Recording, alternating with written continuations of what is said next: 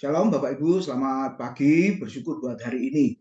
Untuk mengawali sepanjang hari ini, bacaan kita sudah sampai di kitab Maleakhi, kitab terakhir di dalam perjanjian lama.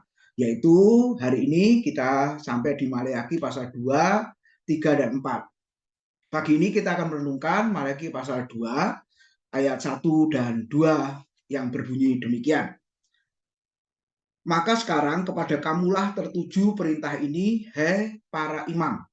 Jika kamu tidak mendengarkan dan jika kamu tidak memberi perhatian untuk menghormati namaku, firman Tuhan semesta alam, maka aku akan mengirimkan kutuk ke antaramu dan akan membuat berkatmu menjadi kutuk, dan aku telah membuatnya menjadi kutuk sebab kamu ini tidak memperhatikan. Amin. Saudara, kitab Maleakhi ini adalah kitab yang menceritakan ya kisah tentang orang Yehuda yang sudah keluar dari pembuangan Babel. Dan Maleakhi salah satu nabi yang diutus Tuhan untuk melayani umat Tuhan setelah keluar dari Babel. Nah, pagi ini di pasal 2, para imam menjadi perhatian khusus dan firman Tuhan atau boleh dikatakan teguran ditujukan kepada para imam. Kalau saudara membaca mulai pasal 1, di situ dikatakan para imam ini tidak menghormati korban Tuhan, tidak menghormati Tuhan.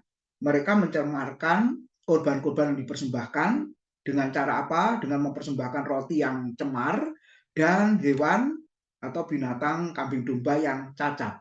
Kalau ditujukan kepada manusia saja, kita para orang-orang mempersembahkan yang terbaik. Apalagi ini kepada Tuhan. Nah, para imam pada saat itu mencemarkan korban-korban persembahan itu. Sehingga Tuhan tadi marah dan memperingatkan dengan keras, saudara.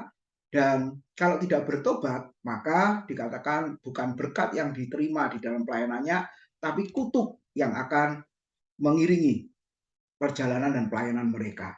Lalu yang kedua, firman Tuhan ini juga ditujukan kepada umat Yehuda yang melakukan kawin campur, menikah dengan bangsa di luar Yehuda. Saudara boleh melihat ayat 10 sampai dengan ayat yang ke-16. Nah, Tuhan juga tidak berkenan kepada pernikahan yang seperti ini. Firman Tuhan mengatakan mereka dikatakan tidak setia kepada pasangan dan akhirnya mereka terjadi yang namanya perceraian. Dan firman Tuhan berkata Tuhan sangat membenci perkawinan campur dan Tuhan sangat membenci yang namanya perceraian. Kenapa? Karena di situ dikisahkan tentang tujuan Tuhan membentuk pernikahan supaya umatnya melahirkan keturunan ilahi. Nah, Bapak Ibu Saudara, bagaimana seharusnya? Saya dan saudara adalah orang-orang yang melayani Tuhan. Walaupun tidak full time, saudara, tapi kita sebagai orang percaya yang terpanggil untuk melayani Tuhan karena Tuhan begitu mengasihi kita sehingga kita mau mengasihi Tuhan dengan melayani Dia. Kalau saudara melihat di dalam pasal 2 ayat 6 dan ayat yang ke-7 Maleakhi dikatakan, saudara, pengajaran yang benar ada dalam mulutnya dan kecurangan tidak terdapat pada bibirnya. Dalam damai sejahtera dan kejujuran ia mengikuti aku dan banyak orang dibuatnya berbalik daripada kesalahan.